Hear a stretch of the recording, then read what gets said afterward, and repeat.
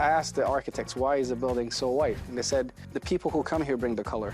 So when people come here from all walks of life, they will see something that they can identify with. And it's beautiful that way.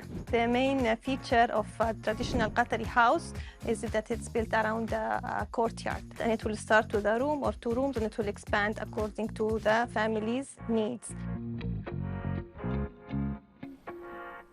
Hello, welcome to Qatar 365 with me, Adil Halim. On this episode, we dig deep into some of Qatar's architectural wonders. We'll visit some of the country's heritage houses later in the show. But first, when you think of a mosque, you probably have an idea of what you're going to see. Well, I got a chance to check out a few iconic structures, putting a contemporary spin on traditional places of worship. From the National Library to the National Museum and the Museum of Islamic Art, there's no shortage of jaw-dropping designs across Qatar. And that idea of pushing architectural boundaries continues with the country's places of worship. The Education City Mosque is unlike any other. This is literally a beautiful site in that it's a curved glass. So you can see there are laser cutouts of steel individually hanging on steel cables to be able to kind of fit this curved space. And this is chapter 49 in the Quran, Surah Al-Hujurat. The verses here, I mean, it's beautiful. 1400 years ago until now, the verses here still ring true. Talk about how a community should live together. So this is almost like the code of conduct. The 90-meter minarets, pointing straight to Mecca, can be seen from a distance, welcoming worshipers and visitors alike to a place of reflection. The reaction for a lot of people is that, you know, when you tell them that this is the mosque, it's like, wow, it's just too futuristic looking for it to be a mosque, you know? And I think that's part of the appeal, is that it challenges people's notions of what an archetype of a mosque looks like, especially for this region. Suleiman Ba says the mosque is meant to be more than just a place of prayer. And he would know. In 2015, he came as a master's student. Soon after, he started working here and never left. And what is unique about this building, by the way, is that it's a mosque that also houses a university. And that goes back to it's the mosque being the madrasa, the mosque being the place of learning. The function of the mihrab, even before microphones were invented, was for the acoustic. The space allows the recitation of the imam's voice to amplify, you know, to kind of project backwards. He says the mix of traditional Islamic architecture with modern architecture speaks volumes. The beautiful blend of modern parametric architecture. It doesn't have a specific shape. It's not a square, it's not a circle. It's rounded in one part, elevated in one part, lower in another part, almost like a sand dune. It's the minarets are reimagined. They're not your lighthouse type of towers. They are, you know, tilting and giving you a bit of a cardinal direction. They're facing towards a compass point, you know, the direction that we face as Muslims to pray. So it gives you a little bit of everything, all right? And and that shows you the richness that exists within the Muslim world. Now there are more than 2,000 mosques across Qatar, but none quite like this one in Al Shahaniya. The distinctive leaning mosque and minaret was designed by Sheikh Faisal bin Qasim Al Thani, who wanted this mosque to stand out from any other in the world by blending modern design with rich Qatari tradition. والله أنا كنت أتوقع كان أن في انتقادات كثيرة، ولكن بالعكس عينت الأشياء إيجابية أكثر، وكذلك الزوار اللي تجي تشوفه وتجي وتهتم بهذا الشيء. Resembling the iconic Leaning Tower of Pisa, the Leaning Minaret is 27 meters in height with a 20-degree incline. The mosque is built by stones sourced from the immediate area and is decorated with stained glass windows.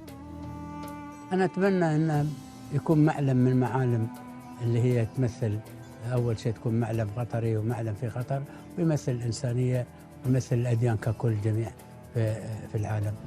Construction took more than a year and was completed in time for the 2022 World Cup. Egyptian antique copper sits atop the mosque in the form of the dome and crescent. على ما أعتقد أن هذا سيبقى للتاريخ لأنه صار إرث تاريخي، فلذلك حاولت أن أحافظ عليه بالطريقة أنه يكون شيء متحفي ديني يمثل الأديان ككل.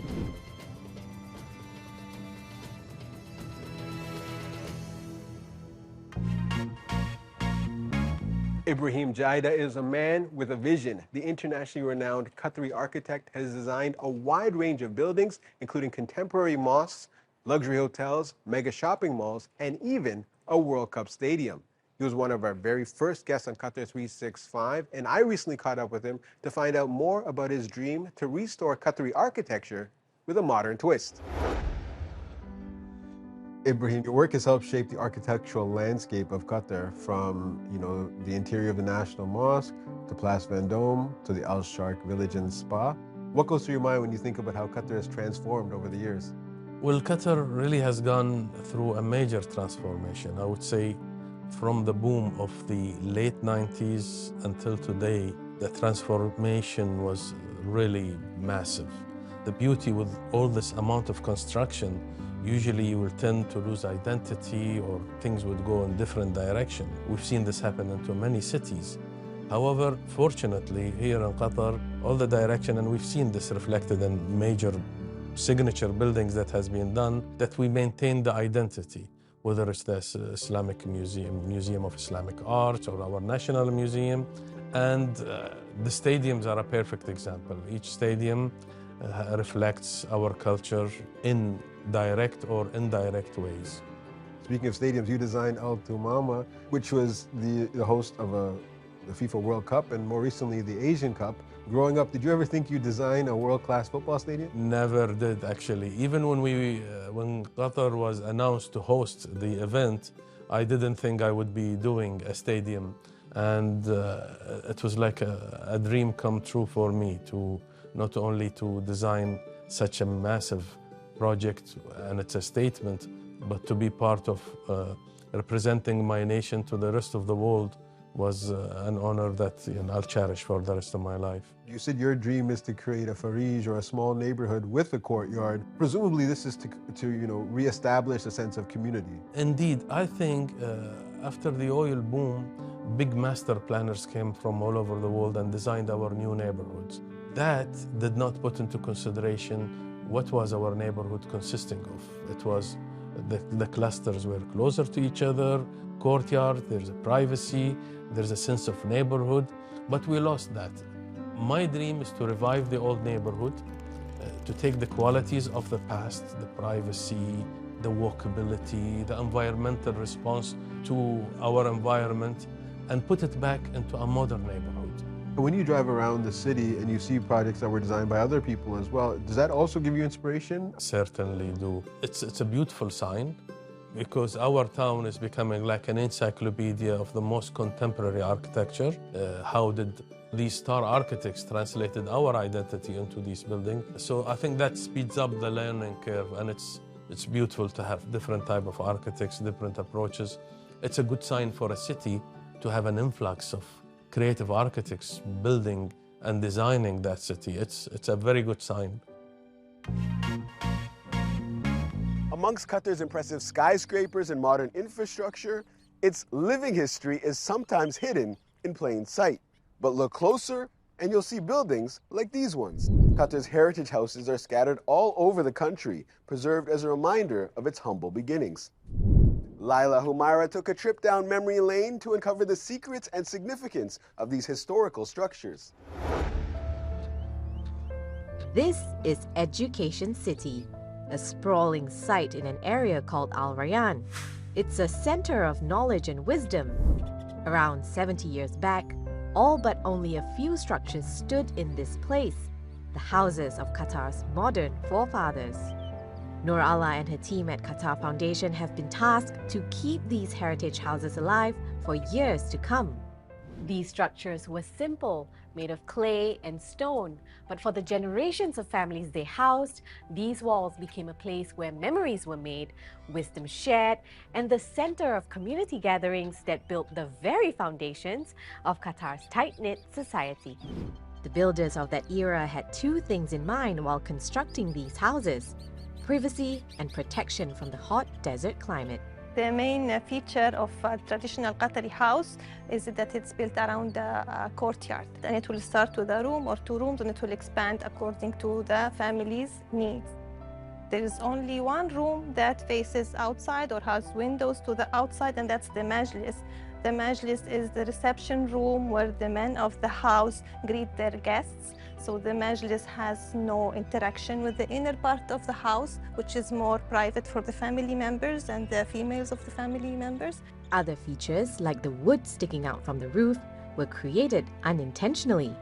The wood was very precious. That's why you see like the different lengths in it's called danshal, different lengths of the danshal woods, because nobody would cut the piece of wood. So you will see like the width of the rooms needs never exceed 3 meters. These danshal beams provided a roof over the heads of the families, shielded them from the sun, and improved airflow to keep the house cool. And to build the rest of the house, they only had to look around them.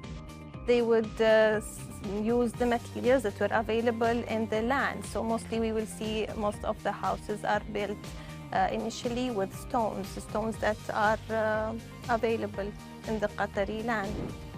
While Qatar's futuristic skyline continues to evolve, it's historical houses like these that the country is also proud to preserve for future generations.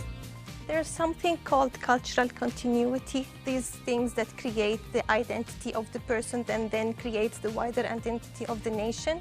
So by preserving those aspects of the culture, of the tradition, especially built heritage, the materiality that represents the memories, so that memories could be passed to next generations and the identity could continue to be rooted, and the people could continue to feel a sense of belonging to where they are.